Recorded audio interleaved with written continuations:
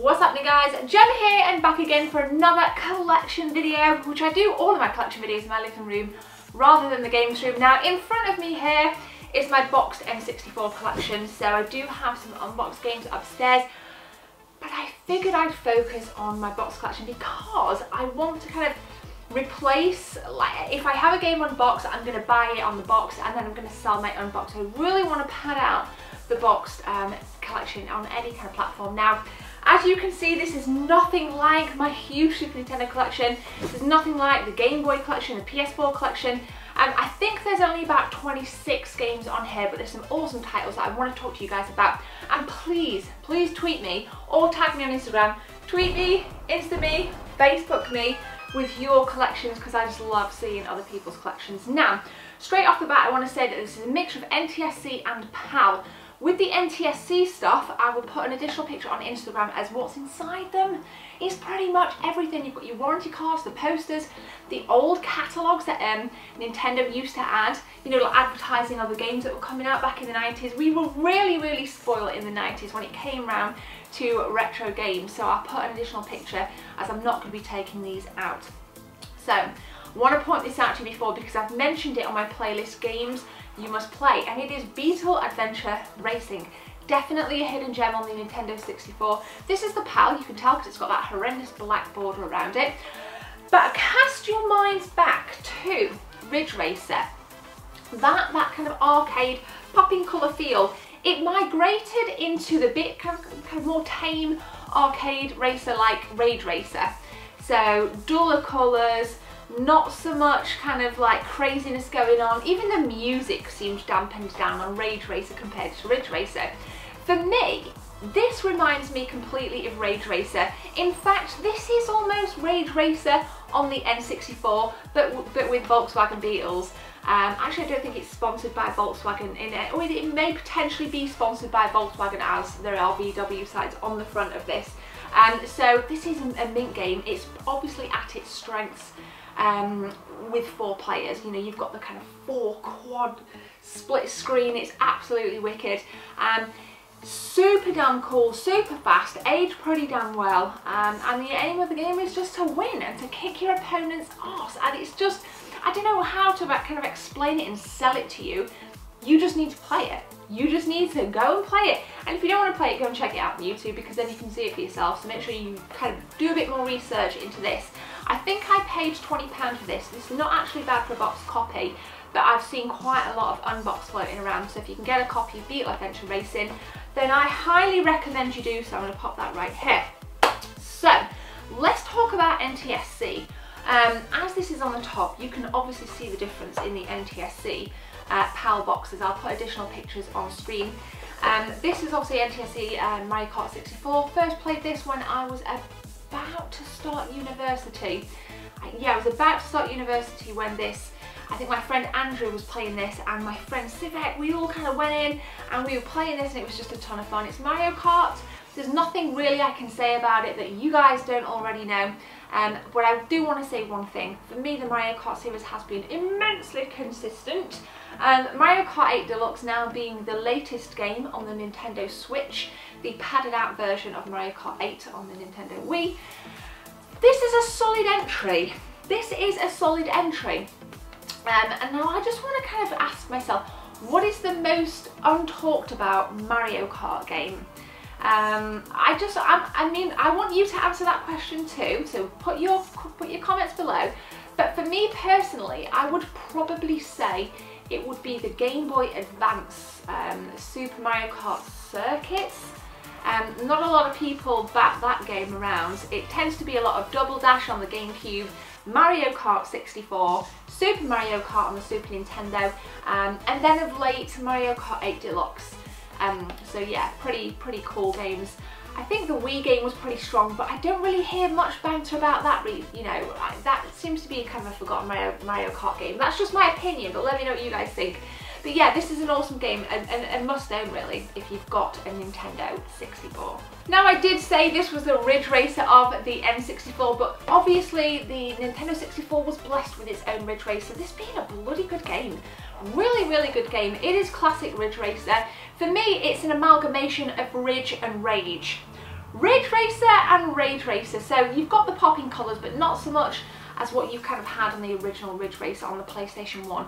But it doesn't seem as dull as Rage Racer in terms of its colour palette, sorry.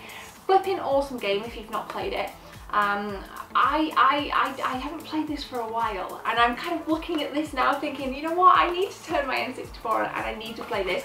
But these two games are mints. So what I have got upstairs and I've not brought down is a copy of Lilac Wars 64. I do have Starfox 64 down here, which I'm going to be very careful not to topple this over. I'll just place that right there without any glare.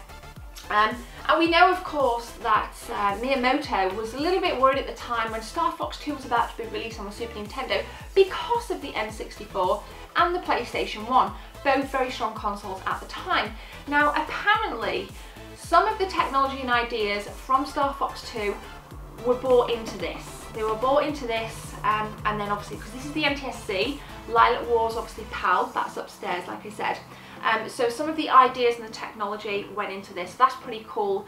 I love this box. I love how you got a rumble pack with this. I mean, honestly, again, I've said it at the beginning of the video, we were so flipping spoiled. We were so damn spoiled in the 90s, honestly. And got to mention this. You'll see that, I'm sorry, some of the reflections are from the Sentinel cases, so I apologise. Doom, flipping heck. Come on, 90s kids, absolutely amazing, amazing. For me, this was the last true Doom. I'm sorry, I don't want to offend anybody, but I didn't really enjoy Doom 3. I like it, but I didn't feel I got what I wanted from it. My head was too much in Doom 1, Doom 2 mode. This, I think, encompasses what I really loved about Doom 1 and Doom and Doom 2. It just felt like Doom. I don't know, the music, the levels, the colours, everything. And Doom 3 obviously just took it, for me, on a new level, that I wasn't really able to glue with. Doom of late is okay, but this is awesome. Let me know if you've played it in the comment section below. It goes for about 20 quid. So I'm going to place that on top of Majora's Mask if it balances. It should do, because it's in a Sentinel case. And then this is an NTSC Conkers Bad Fur Day. This was sent to me by one of you good people. Every now and again I get like somebody reach out to me and say, hey, I want to send you this game. I think it was a chap called Michael that sent me this, so if you're watching, Michael, thank you for sending me Conkers Bad Fur Day way back a couple of years ago. Pilot Wing 64. I don't like this game at all, but nonetheless I've got it in my collection. Again, NTSC. I just love how people stick stickers over cardboard. I know that there's a way with lighter fluid you can remove them, so that may be something for later down the line. And then another hidden gem on the Nintendo 64 floor, Blast Corps. Really awesome game. You have to use vehicles to knock down certain portions of levels. It's a ton of fun. It's very eclectic. It just made me laugh because it was just so kind of outlandish. It's just so way out there. It really does kind of mash up ideas in this. It's a really good game. It does go for about £15 unboxed, but if you're lucky enough, you can pick a copy up for about 20-25 quid box. So that's not too bad. Again, NTSC. In fact, most of the games in this pile here, in fact all of them, are NTSC. It would be stupid as well. I'm going to pull out Majora's Mask and I'm going to take out this. I have a gold, the gold PAL. No, gold PAL. I have an Australian. No, I have an NTSC copy of Ocarina of Time upstairs. It's the gold cards. Obviously this is PAL and this is PAL Majora's Mask. This is definitely a better box art for me personally. The stronger of the two games for me, there's no question that Ocarina of Time beats Majora's Mask. We know of late 3DS got its own version of both. But for me, they're at their strongest on the N64 because it is their mother console. Sorry for the noise in the background. I remember playing this on launch and I was just blown away. I couldn't put it down. This, it took me a little while to get my head into. So between the two, share your memories of Majora's and Ocarina of Time. I would love to hear some Zelda memories from you guys. It seems odd not giving them more time. Nintendo's one of Nintendo's greatest mascots alongside, you know, Mario is Link, and I just love these games. But I could live without Majora's Mask. I think I bought this more for my collection rather than a play piece, like to actually go onto the N64 and chill out with this for hours.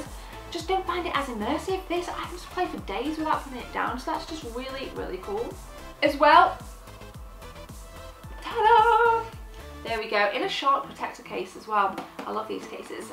Some of these aren't shark protectors, some are Sentinel, there's different brands, but shark protector cases do a really stellar job. This, wow, a launch title. Again, first played I think my first year of university, and I went around to my friends and everybody was playing 4-player, and I was just absolutely mesmerised watching, you know, the guys play this. It was so freaking cool, and having seen the movie and grew up with the movie, I felt that I could relate to this instantly because it obviously Pierce Brosnan and the environments, and you know, it just kind of felt right. It really did amplify the film, and I think the two together are pretty damn cool. They should have done a release of this with the movie. That would have been so cheesy but so flipping cool. So I think I've never heard anybody say a bad word about this.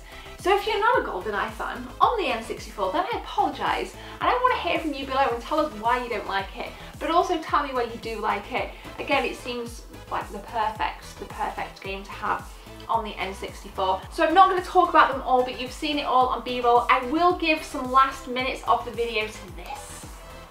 I'll pull it out here. Here we go.